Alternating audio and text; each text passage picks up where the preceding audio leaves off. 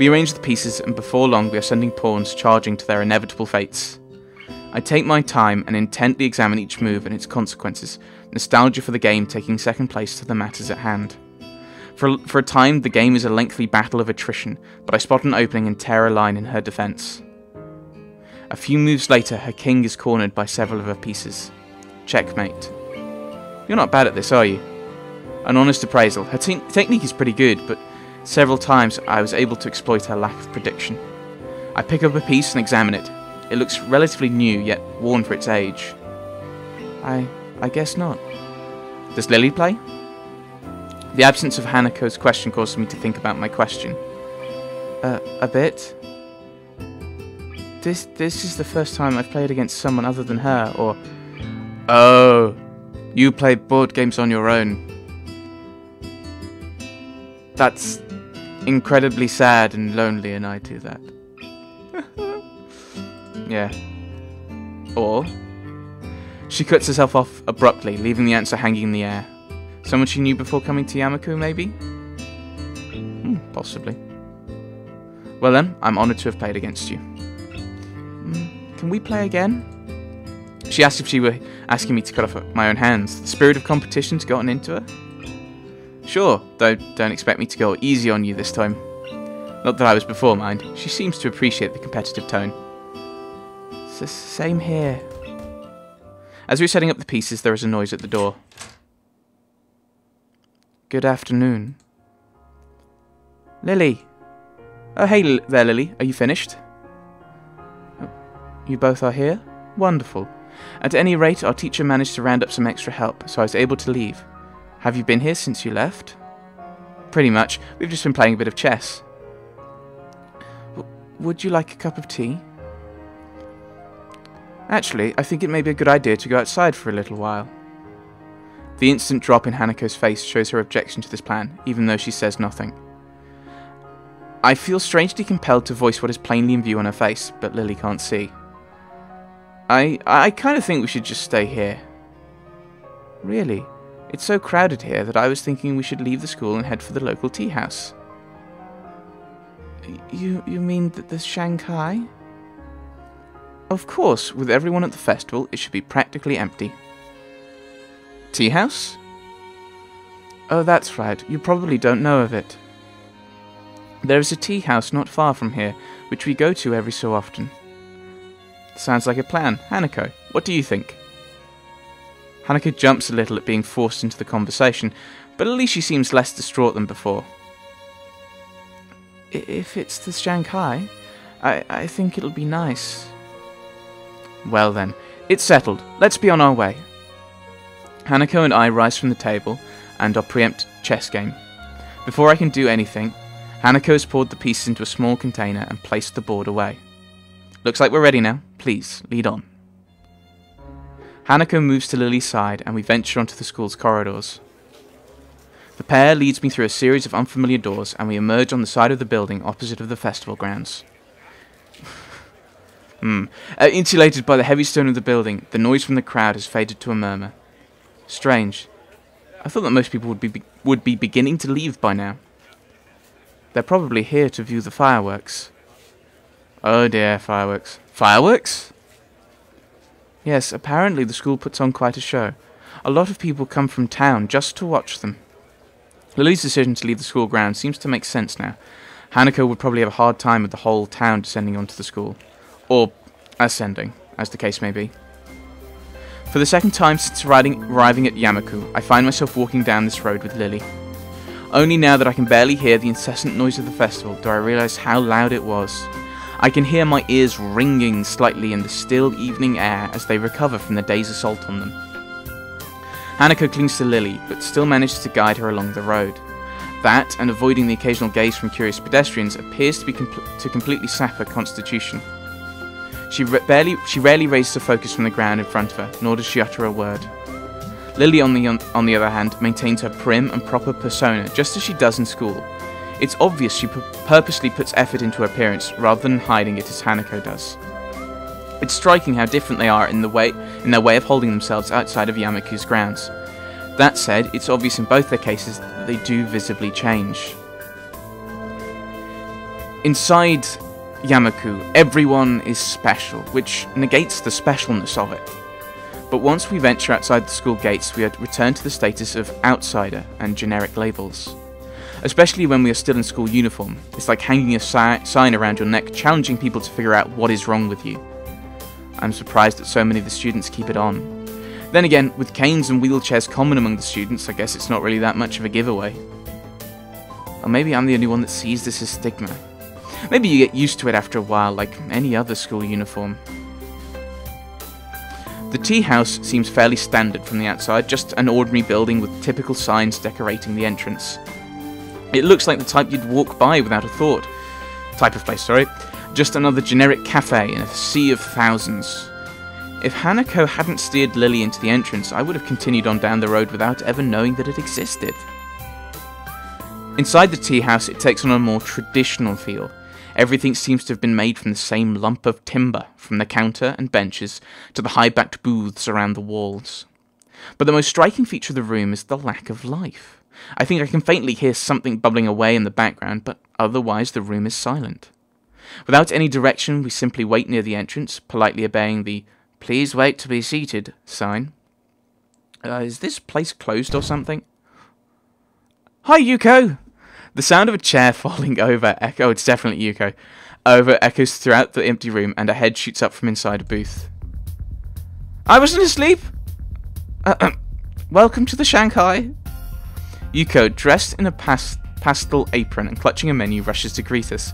Her misaligned glasses and ruffled hair cast suspicion on her previous statement. But whether she was asleep or not isn't the first question that leaps to my mind. You work here now? What happened to the library? She works here at weekends, that's why she wasn't here yesterday. What? Lily? Hisao? Welcome to the Shanghai! Oops. Yuko, still waking up, jerks into a violent bow, dislodging her glasses in the process. Yo! My glasses! As I pick up her spectacles off the floor, Lily offers an explanation. Yuko works here part-time as well as at the library. It's one of the reasons we like to come here. Yuko takes her glasses from my hands, shakily putting them back on. Yes, that's right. Thanks. Shall I show you to your table? There's no one else here, so you can choose your table and order whatever you like, but there may be a delay as I will have to make it myself. It's all right, Yuko. Just a pot of black tea and a plate of sandwiches will be fine. Black tea.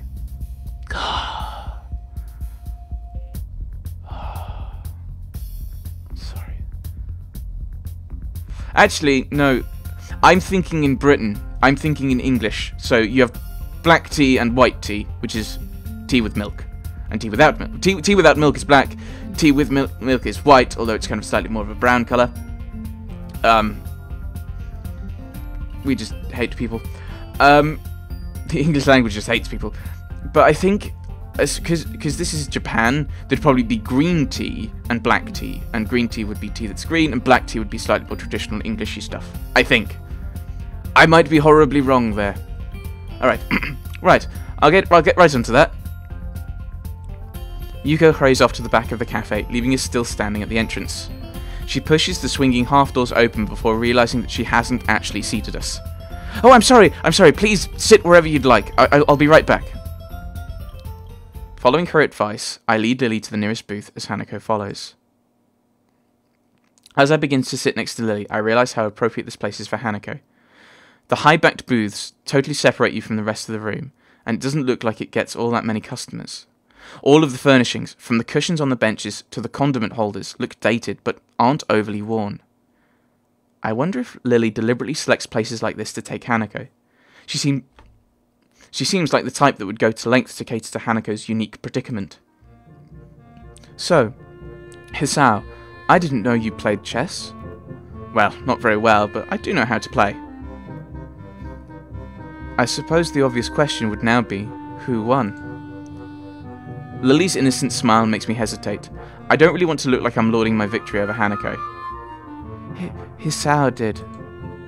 Yeah, but not by much. Saying that out loud makes me feel like I've done something terrible. Well done, Hisao. You've accomplished something I've only ever failed at. Thanks. I haven't played in ages, so it felt good to play again. Yes, it did. Hanako Hanako fidgets with her hair a little and looks away as she replies, but a small smile emerges. It's a little more extreme of a reaction than I expected, but still kind of cute in that Hanako way. Oops, stop right-clicking. It throws me a little off guard, and only Yuko's cataclysmic re-entry shocks me back into the conversation. Are you alright there, Yuko? Do you need a hand? I'm fine! I have to do this properly, it's my job! Concentration plays across her face while she stares at the tray in her hands, as if simply looking at its contents will hold them in place. Sadly, this doesn't prove all that effective. The cups and saucers slowly dance around, occasionally clattering as they collide with one another. Taking great care, Yuko sets the tray down on the table with only the subtlest of crashes. There! See! Well done, I think. Thank you, Yuko. Yuko's head rockets downwards in her distinctive bow before answering. You're very welcome! Would you like to join us? There's something else I'd like to discuss about that recent order, if I may. Ah, that's right. Lily and Yuko were discussing a pile of books when I first met Hanako. Something about Lily helping with the Braille? Ah, yes, we didn't get the chance to go through them, did we? Eep. Yuko hastily sits down next to Hanako. Apparently her dedication to this job only goes as far as her concentration. Once it's broken, she suddenly loses it. I'll be in the library tomorrow afternoon if you'd like to try again. That sounds perfect. I'll meet you there after classes. Lily? Oh dear, that's right. Tomorrow's Monday. How could I have forgotten? I'm starting to feel a little left out of the loop here. Then again, that's to be expected. I've been here for barely a week, so it's impossible to know everyone's schedule. Well, perhaps we could come to some other arrangement. Yuko, will you be in the library later in the week? Maybe, but this is already overdue. And there are some things I need. This might be a problem. Lily ponders for a second before discovering the answer. Hello, I'm probably the answer. I wonder, might we be able to enlist the help of another if need be? To do what? You lost me quite some time ago. Being volunteered for something without even having the slightest idea of what's going on isn't really my thing. And here I thought I'd finally escaped the clutches of the student council and their repeated attempts to recruit me. Oh, of course, the other day I was helping Yuko sort the new Braille books in the library. But Hanako and I usually go shopping on Monday afternoons. It's quieter on that day than on weekends. Last week we couldn't go because I was busy with the festival. I managed to slip away later in the week, but Hanako couldn't make it. Ah, that's when we went down with Lily. Well, since I can't read Braille, I'm assuming you'd like me to go shopping with Hanako? Correct. You were a great help to me the other day. I think I can handle that. Hanako, what do you think? If you wouldn't mind. Of course not. I'm still not familiar with all the shops in the area, so it sounds like a good idea. Oh, okay. Now that we have that arranged... sorry, Lily voice. Now that we have that arranged, shall we have some tea? It's now that I realise our tea has been sitting idly by all this time, getting no hotter. It's a good thing you don't want to burn the back of your mouth. It's my fault! Let me pour that for you! Yuko reaches out with shaking hands, but I intercept her. She looks in no state to be handling hot liquids. Oh, it's alright, I've got it. Since you've already made the tea and sandwiches, you've fulfilled your waitress duties, right? I guess? Yuko relaxes a little, but still watches eagerly as I share out the assortment.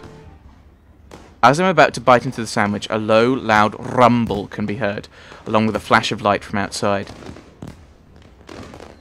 Ah, I take it the show has started. Only now looking outside, I realise that dusk has come and gone, leaving us in the peak of twilight, otherwise known as dusk. Right. Sparking traces arc upwards, ready to explode in the floral shapes of fireworks. Let's go watch! Oh, sorry, Lily. Please don't miss the show on my account. From what I heard, this isn't a bad location to watch them from. With the exception of Lily, we rush to the window of the small tea house to watch the show. The strobe of coloured lights plays across Hanako and Yuko's smiling faces, and for a second I forget to look out the window. Ah. In this totally new world, there are a few things that don't change. I think that's why the school makes such a fuss over this festival. It's a chance to show the similarities between everyone. The show is over all too quickly. Fireworks are expensive, even for the most well-funded of schools. Before we return to our tea and sandwiches, Hanako turns to me. Thanks for today. And tomorrow. That's alright. I don't think that I could have faced those crowds either. On days like this, it's more relaxing to spend some time away from everyone, don't you think? Yeah. Anyway, we've been delaying this tea for far too long now. Let's get back. Sure. We return to the booth and our light meal. That sounded impressive. Bigger than last year's, at least. Yeah, it was great. I've never seen them put on such a show. It gets better every year. My Yuko voice... I don't know what my Yuko voice is. I'm afraid, however, that during that time, the tea has gone cold. Oh no! Let me make some more! This is my fault! Calm down, Yuko. It's nobody's fault. I take a sip from my cup just to prove the point. Ugh! Cold tea! What are you doing? What are you doing, man? Ugh. This tea... yeah. This tea isn't too bad, cool, anyway. It's like an iced tea. Okay, I've never tried iced tea, so I can't comment on that, but... really? Yes, really. If you add a bit of sugar, it's kind of nice. Are you sure? I'm positive. Now, why don't you sit down and we'll finish this together? Okay. Yuko doesn't seem convinced, but sits down regardless. She carefully measures out about 5 teaspoons of sugar and adds them to her tea. I said a bit of sugar. I know, but I like my tea sweet anyway. Curiously, I peer into her cup. As expected, hardly any of the sugar dissolves into the cool liquid. She stirs it twice before upturning the cup and drinking the contents, sugar and all, in a single mouthful. You're crazy. You're right, that's not bad at all. Good. I look back to Lily and Hanako, both of whom have finished their meal as I witnessed Yuko's personality in action. Not wanting to hold anyone up, I use her tactic and finish the remainder of my tea in a single swill. Well then, it seems we're all finished. Should we head back now, or do we want seconds? Yuko's expression shows that this is quite clearly not a good idea. I think that it would be better if we got back soon. We do have to get back before curfew after all. Oh, of course. That is a good point. I'll meet you tomorrow, Yuko. I'll be looking forward to it, Lily. Goodbye, everyone. We make our way out of the small tea house and into the dark of the night. Lily and Hanako once again take point, but under the cover of darkness, Hanako seems slightly less stressed than she did on the trip here. We move against the occasional group of people emptying the school grounds, but Hanako seems to lead us along a few minor roads, avoiding the bulk of the crowd. Outside the dorms, the school seems strangely quiet when compared to the noise of the day. Well then, thank you both for today. I think I've learned a lot. You're most welcome, but I'm afraid that I really must be going. Today's been a long day. Ah, that's right. Lily spent all of today on her feet, and I can imagine that walking outside of the school would be pretty tiring for her. I feel a pang of guilt as I remember that I was probably the only one in the school that got up around 10 this morning. Sure thing. Well, I'll see you both tomorrow. Good night. Good night, Hisao. Night. The girls returned to their dorm, and I to mine. Actually, now that I consider it, today tired me out as well.